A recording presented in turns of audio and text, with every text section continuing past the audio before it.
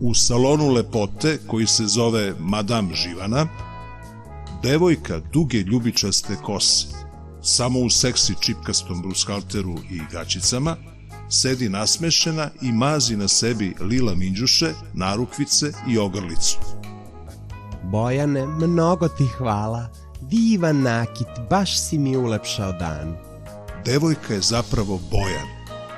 On skida periku, nakit i šminku i odgovara devojci, to jest ženskom delu svoje ličnosti. Drago mi je, Bojana. Inače, uskoro ću nekom reći za tebe, a ne želim više da te krijem. U doktorovoj ordinaciji, doktor, psihijatar, star 32 godine, sedi sa Bojanom i gleda njegov lekarski karton. Dakle, Bojane, pažljivo sam proučio vaš slučaj i, što se kaže, uradio domaći zadatak. I što sam ovako feminiziran i u neskladu sa samim sobom? Vi ste zaista posebni. Čekajte, zar vaša lekarska etika i naš odnos lekar-pacijent dozvoljavaju da mi se tako otvoreno udvarate? Posebni ste jer ste rođeni s obeležima oba pola. A to je jedan u 2000 slučajeva. Pa kako oba pola, doktore? Pa ja imam samo muški. Sada da. Ali kad ste imali 1 godinu i 3 meseca, izvršena vam je jedna operacija. Znači to je ta rutinska intervencija na piši, koju su mi moji jednom pomenuli. Pa, zapravo to je bila operacija prilagođavanja pola. Prilagođavanja mog pola? Čemu? Pa, prilagođavanja društvu u kom živim i željama i potrebama mojih roditelja, zar ne? Da, doktori su im tada rekli da se opredele šta ćete biti. Pazi ovo, oni da se opredele šta ću ja biti, pa majku mu, zar samim rođenjem već nisam bio nešto, neko živo biće, neko njihovo dete? Nažalost, mogli su da izaberu samo da li žele da im budete sin ili ćerka, a da će to zavisiti isključivo od toga kako vas budu odgajali. I naravno, moji su hteli sina, junaka, dlakavu muškarčinu i evo me, ni kraljević Marko mi nije ravan. U salonu Bojan sređuje kosu svojoj 40-godišnjoj dobrodržećoj mami Živani. Pozdravi tatu i kaži mu da nema čega da se stidi, ma uskoro će da ga oslobode svih optužbi i puste. Ubeđen sam da je ovaj lokal i stan i sve drugo stekao pošteno. Jeste, sine. I kakvi crni milioni koje je ukrao i sakrio. Pa nije ovo američki krimić gde to može. Ovde to nema šanse. Nema, baš kao ni taj puder da ti sakrije tu modricu na oku. Bulevarom pristiže kombi sa robom. Vozač, Sofijin debeli šef Krmak, star 40 godina, zaustavlja kombi iza kioska i kratko trubi. Sofija izlazi, zaključava kiosk i odlazi iza po robu. 2 dečaka s klupe brzo ustaju. Jeste car ovaj njihov šef.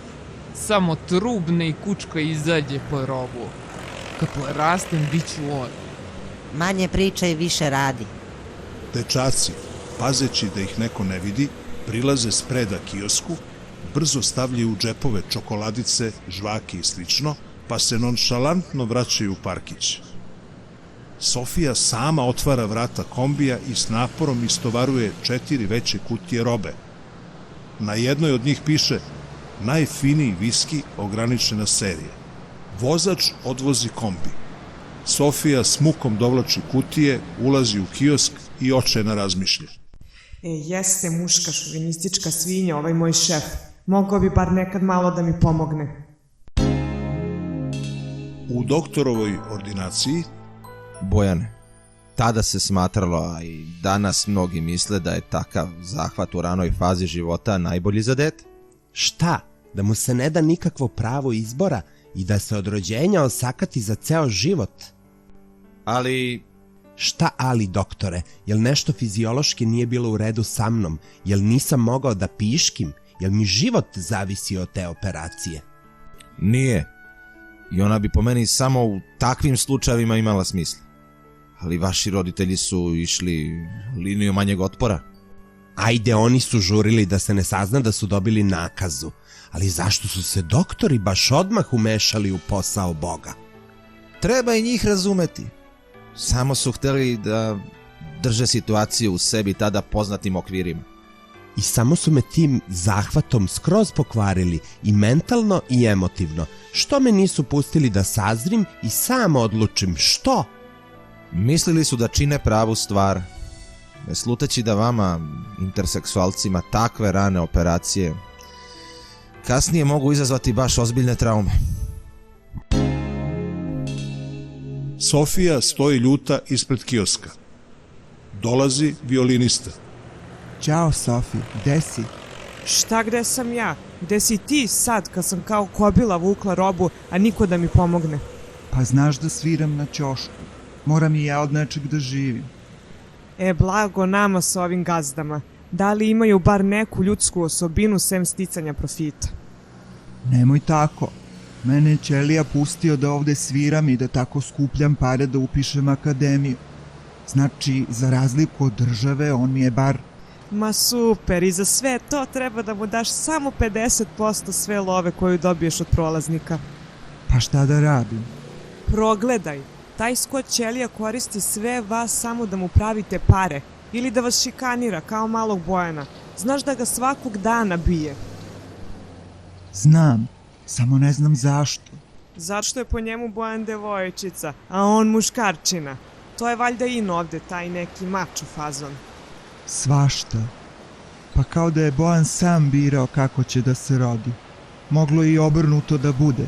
Šta na primjer Da su se tvoj gazda Ker i moj šef Krmak rodili recimo kao ljudi.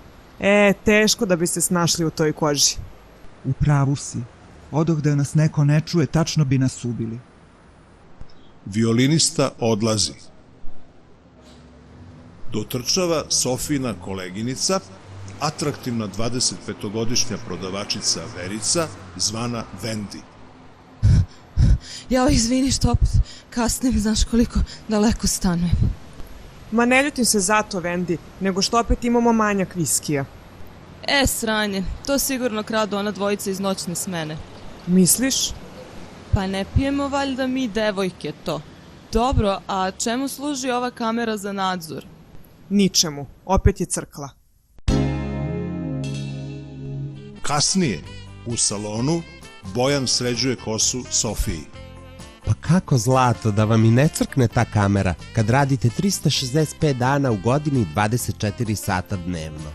Zato i ne možemo da utvrdimo ko nas potkrada već 3 meseca. Da, stalno viđam neka dva klinca oko kioska. Znam, kradu čokoladice, žvake i drugo, ali to je sve sitno. Nama fale najskuplje cigarete, parfemi i viski. Ali kako? Mog šefa Krnka ne zanima otkud manjak, već samo da ga pokrije. Da njega ne bi kaznio vlasnik cijelog tog lanca kioska, neki tajkun, Tyson. Pa to je čika Tanasije, Ćaletov ortak iz Zavičaja. I tako, Krmak podeli manjak na nas 5 iz kioska i za toliko nam svima smanji i onako mizerne plate. Pa što se ne bunite?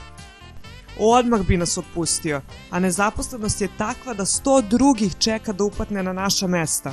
Zato ćutimo i plaćamo. A lopov među vama se raduje, tako dobija sve što ukrade za samo 20% od cene. Još mi je samo i manjak falio, novu bedu od posla.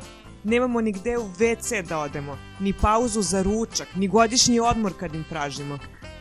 Znam, a vrhunac je što morate uvek da budete nasmejani.